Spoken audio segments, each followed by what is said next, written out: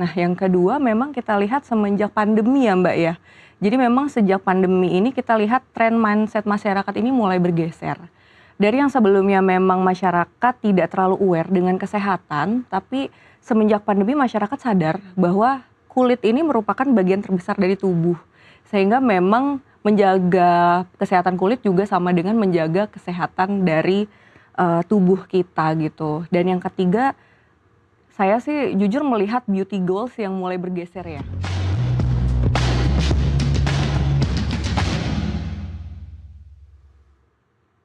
Anda kembali menyaksikan Nusantara Business Hour dan kita masuk ke segmen khusus Health and Beauty Insight.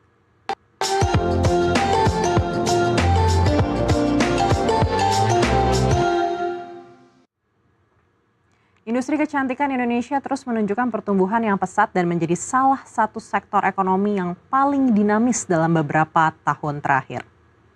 Anggota DPR RI sekaligus Wakil Ketua Umum Kadin Indonesia, Bambang Susatyo, mengapresiasi peluncuran perangkat diode laser berstandar internasional Lister MHR XL yang dinilai mampu memperkuat ekosistem industri kecantikan nasional. Menurut Bamsud, kehadiran teknologi modern membuka peluang bagi klinik estetika untuk meningkatkan kualitas layanan sekaligus memenuhi standar profesionalisme dan keamanan alat kesehatan.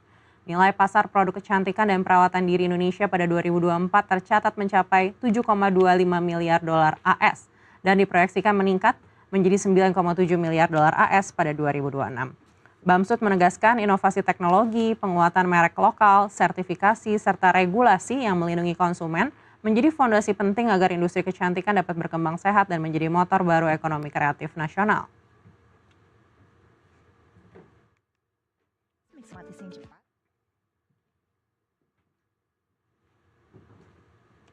Menariknya, di balik pesatnya pertumbuhan industri kecantikan, terjadi pula pergeseran pola pikir masyarakat. Kecantikan kini tidak lagi hanya berbicara tentang penampilan, tetapi juga menjadi bagian dari gaya hidup sehat, wellness, dan kesehatan kulit secara menyeluruh. Lantas apa saja yang mendorong perubahan tersebut dan kemana arah industri beauty Indonesia ke depan? Untuk membahasnya telah bergabung bersama kami CEO and Founder Kefir Group, Destiani Retno Ningrum. Halo Mbak Desti, Halo apa Mbak, kabar? sehat, Selamat luar biasa. datang di Studio Zona Cuan. Terima kasih banyak. Iya, menarik sekali kalau kita bicara terkait dengan health conscious masyarakat. Yes. Dengan kesadaran kesehatan yang semakin tinggi, kesadaran akan kesehatan kulit ini juga terlihat semakin meningkat. Kalau berdasarkan pengamatan dari Kefir Group sendiri, apa sih yang mendasari peningkatan ini? Iya, jadi memang tentunya di era yang saat ini teknologi digital masif ya. Yang pertama tentunya kita melihat perkembangannya cukup masif.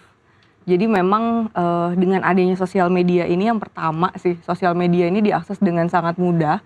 Sehingga informasi-informasi yang kita dapatkan juga sangat banyak gitu. Khususnya memang dokter-dokter kecantikan juga saat ini sudah bisa mulai mengedukasi. Sehingga dengan banyaknya informasi ini juga membuat masyarakat bisa lebih aware. Nah, yang kedua memang kita lihat semenjak pandemi ya Mbak ya. Jadi memang sejak pandemi ini kita lihat tren mindset masyarakat ini mulai bergeser. Dari yang sebelumnya memang masyarakat tidak terlalu aware dengan kesehatan, tapi semenjak pandemi masyarakat sadar bahwa kulit ini merupakan bagian terbesar dari tubuh.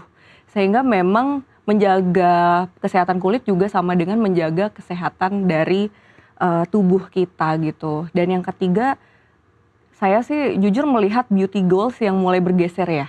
Jadi kalau dulu itu kita lihat dari tren konsumen yang hadir, konsumen dulu itu lebih banyak yang mempertanyakan, saya ingin kulitnya instan dan putih, gimana caranya gitu. Tapi sekarang konsumen justru datang ke kita dengan standar yang berbeda, bertanya bagaimana caranya saya bisa menua dengan kulit yang sehat, saya bisa mempunyai kulit glowing yang natural, begitu. Jadi memang trennya bergeser nih dari yang ingin instan akhirnya ingin yang sustainability healthy.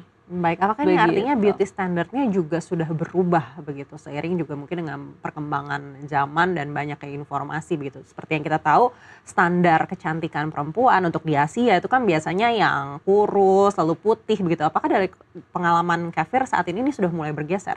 Betul sekali. Jadi memang kita lihat dari data-data pasien yang hadir ya, data-data pasien yang dulu memang cenderung bagaimana caranya trennya meningkatkan warna kulit menjadi lebih putih dan cerah, sekarang lebih ke arah bagaimana meningkatkan skin barrier saya.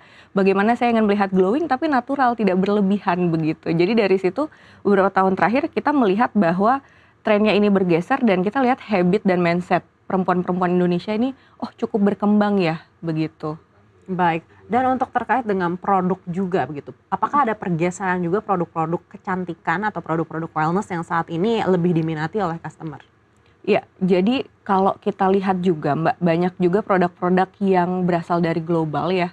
Jadi produk-produk global ini kenapa sih saat ini mulai muncul regeneratif skincare atau regeneratif treatment juga. Jadi bahan-bahan yang memang berfokus untuk jangka panjang. Kenapa juga peptide, ceramide sekarang semakin banyak diminati oleh masyarakat. Khususnya kalau di industri, tadi kita bicara di skincare itu di ingredients, kalau di industri klinik kecantikan, treatment-treatment yang hadir sekarang yang ditanya oleh masyarakat justru seperti skin booster, kolagen stimulator, begitu yang memang fokusnya untuk memperbaiki dari dalam dan bagaimana caranya saya bisa healthy aging.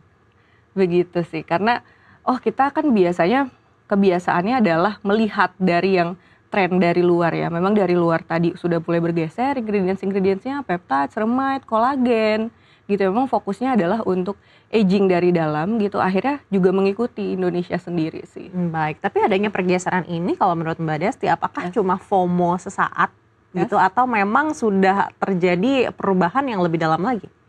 Nah, kalau uniknya ya, kalau saya lihat sendiri, karena memang sekarang tren di media sosial itu lebih Gen Z ini, berhubung saya juga Gen Z Mbak, jadi memang Gen Z justru lebih suka hidup yang memang well balanced, begitu. Jadi memang, saya tuh suka hidup yang memang lifestyle-nya juga sehat, begitu. Jadi, kita tuh tidak hanya fokus di perawatan saja, atau kita tidak hanya fokus bekerja nih, tapi kita juga bisa merawat diri kita bisa tetap self-developing, kita bisa olahraga. Jadi kelihatannya di era Gen Z ini justru dengan adanya habit yang sudah terbentuk, bukan hanya FOMO semata, dan malah bisa menjadi sustainability mindset ya, yang memang cukup baik untuk tren-tren ini kita ikuti gitu. Tren untuk aware terhadap lifestyle yang hidup sehat begitu, untuk ya udah kita lebih better maunya traveling aja nih supaya mindsetnya juga happy, karena kalau insight-nya udah happy jadinya keseluruhannya happy gitu, jadi juga makin cantik begitu Mbak.